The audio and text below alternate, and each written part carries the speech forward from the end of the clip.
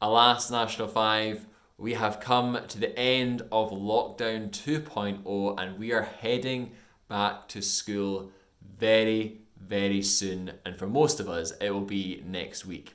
So, we've had a whole bunch of fun going on in these Mr. Bill Physics videos. We've played games with Nova. We've just played games. We've done walkthroughs for the past paper questions. We have learned a whole new unit. We have done a whole bunch of stuff in these videos, and you guys have been paying attention and tuning in every single week, 3 times a week, and it has been my pleasure to do it. So what I thought I would end with is 2 things. 1, I'm going to tell you 5 things on a serious note that I have learned from this lockdown, and number 2 is that tomorrow, Friday, I'm going to be releasing a separate video, no work, just me singing a goodbye song to National 5 and for online learning, not because I'm actually leaving. Alright, so tune in for that, you want to see that. Anyway, 5 things I have learned. Number 1, family is important. Alright, don't know who your family is, but family is important. Okay, number 2 is do not take your health for granted. Alright, if the pandemic's taught us anything, is that if you're healthy, that's a good thing. So do not take it for granted. Number 3, getting outside is so important. Alright, going for walks, going up on your nearest hill, going cycling, whatever. Getting outside is a really good thing to do. Number 4 is have a routine. Alright, have your day structured. So that means you're not just sitting around not knowing what to do. Have a routine, because a routine is extremely important, especially when you're told to stay at home. Number 5, and last but not least, don't think too far ahead. Alright? Don't start thinking about what happens if it's going to be, no, we're not going to get anywhere for another year, or no. Just think about tomorrow, think about maybe next week, but it's no point in worrying about what's going on after that, because we don't know. Alright? Take it a day at a time. Right, those are my 5 little points. We're now going to jump over to the past paper questions for Projectiles and Satellites, but remember, tomorrow's goodbye song video. Watch it. 3, 2, 1, and go. So National 5, those are the 5 things that I have learned in this lockdown. I hope that they are of use to you as well, but you know the drill. We're back, past paper questions. Let's walk through it step by step. This is the last video that we are doing of this before we head back to school and finally see each other face to face. Anyway, so let's go through this as we always do. The question 1 says, a child throws a stone horizontally from a bridge into a river. On the above diagram, sketch the path taken by the stone between leaving the child's hand and hitting the water. This should not be tricky. We know the drill. When you throw something, it has a parabolic curve and it should look like something like that. Easy 1 mark and moving on. The stone reaches the water 0.8 seconds after it was released. Calculate the vertical velocity of the stone as it reaches the water. The effect of air resistance can be ignored. Okay, remember, there's 2 different things I was talking about in the video on Monday, and that was that you split it into vertical component and horizontal component. Right? You can step by step do all the vertical and all the horizontal and write everything down. I know that this is vertical. Okay, so by this stage you should be beginning to know this is a vertical question because it says vertical velocity, so I know the equation I'm using is v equals u plus at. That's just what I'm going to be using. So to find out, I know that the initial speed is 0 when we're talking about vertical, and I know that the acceleration is 9.8, and I know that the time is 0.8. Okay, just because acceleration is always acceleration of Earth unless it states another planet. So I do that and I get 7.84 meters per second. Alright, nice and easy 3 marks. Then it says, determine the height above which the stone was released. So classic question, went through it again in Monday's question, in Monday's PowerPoint, and that was you first of all need to draw a graph. Anytime it's asking for the height of a cliff, you draw a distance or velocity time graph. So I know the velocity time graph is 7.84. I know the time it takes for that is 0.8, and I know that it's acceleration, so it's going to get faster. So therefore, once I've got that, that's always going to be super easy. Velocity, time graph. I've got given the time. I've just found out the velocity. I then do d equals a dot u dot g, half base times height, half of 0.8 times 7.84 gives me 3.1 meters, which is a very realistic answer. Okay, so that's how I would do that. So be careful, please, because that is exactly the way to do those questions. All right. Okay. C then says the child now drops a similar stone vertically from the same height. State how the time taken for this stone to reach the water compares with the time taken for stone B. As I had said again in my PowerPoint on Monday, was that no matter what you do, if you're dropping it the same height, whether you're throwing it at 1,000 meters per second or you're dropping it from where you are, it should always be the same. Okay, the same time. It takes the same time because gravity is acting on the objects no differently from one to the other. Okay, gravity acts on everything the same. Obviously, regarding air, no, we're not thinking about air resistance. Okay, it's just a perfect situation. It should be the same time.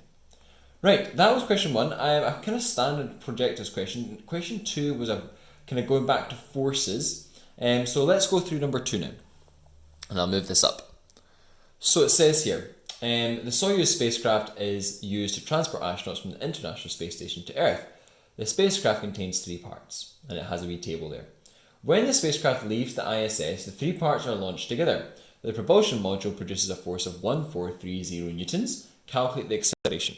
Now, for this question here, we don't need to find W equals mg because it tells us that the force that's being used to accelerate is 1430. So I'm actually just going to use F equals ma and rearrange it for A equals F over m.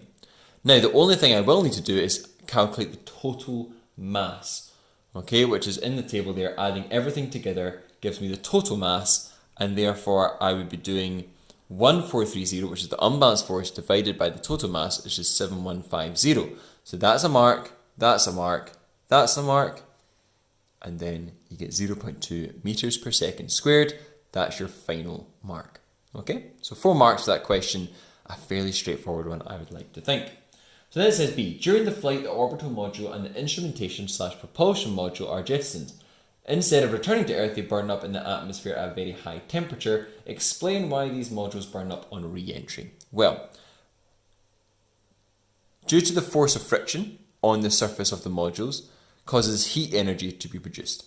So, 2 marks. 1 for saying that there's a force of friction on the surface of the modules, all right, because of the air resistance acting on the actual surface, and then that therefore causes friction, which therefore causes heat energy or produces energy in the form of heat.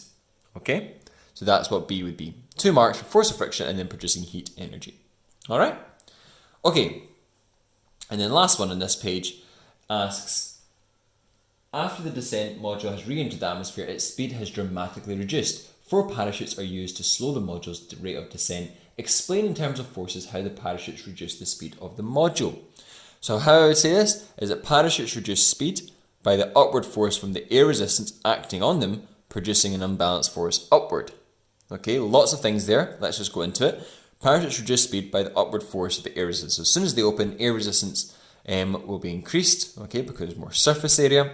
Therefore, there will be an unbalanced force acting upwards because of those parachutes, and therefore acceleration decreases, okay, or the speed decreases, I should say.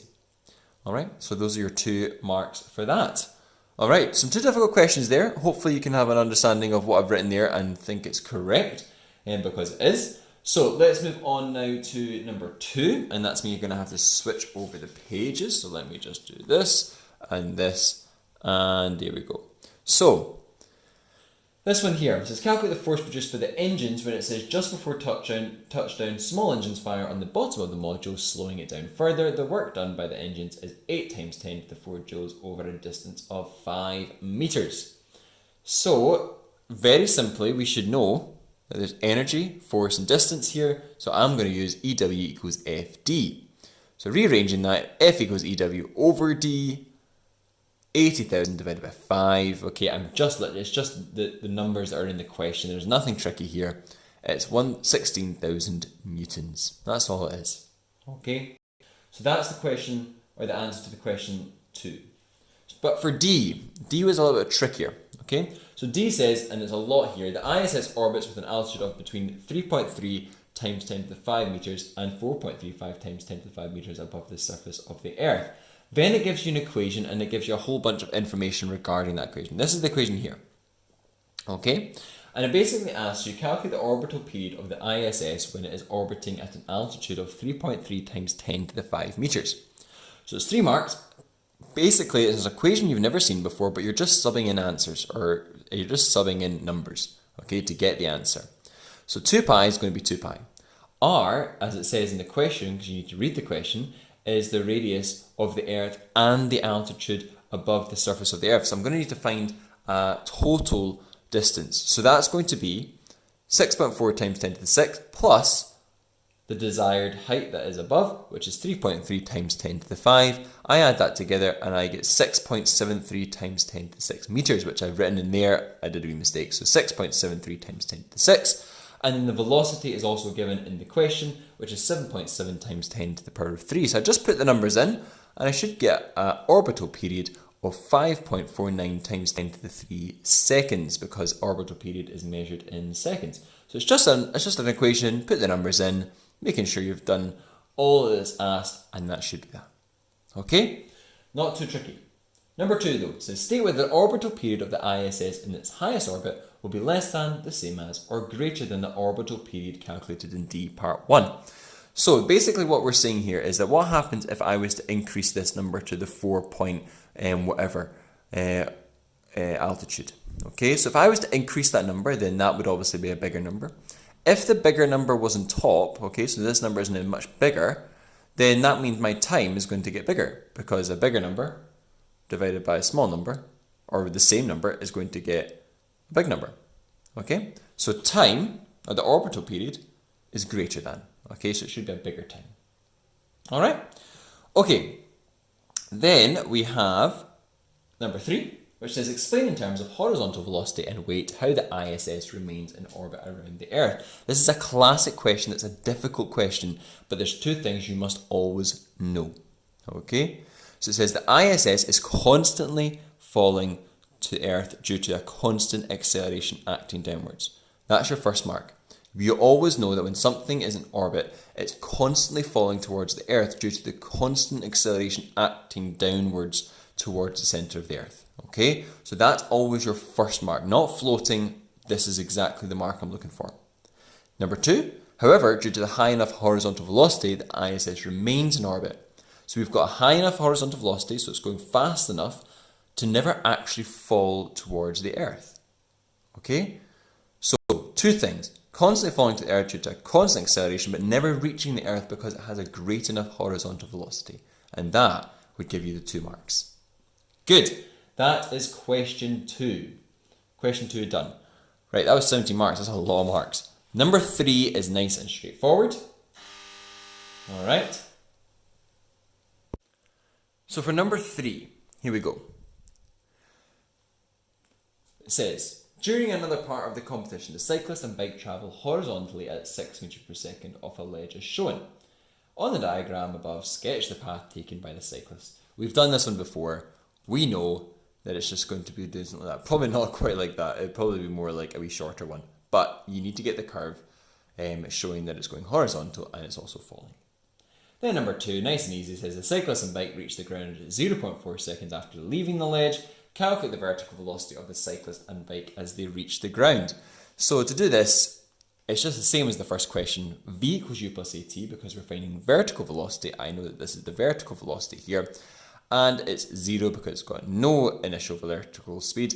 And it's got 9.8 because that's the acceleration of Earth. And the time is 0.4. Times them together, you get 3.92 meters per second. All right. So that there is the last of the questions. Okay, the last of the questions. Now, National 5, you've done a bucket load of revision over this last 2 to 3 months. And I hope that this has helped. I hope these walkthroughs have helped. Very, very well done for just keeping at it, keeping on it. And I'm now looking forward to seeing you guys face to face. Well, at least my classes, and for everyone else, it'll be your own teacher. But well done, and yes, on to the next thing. All right, see you later, National 5. Well done.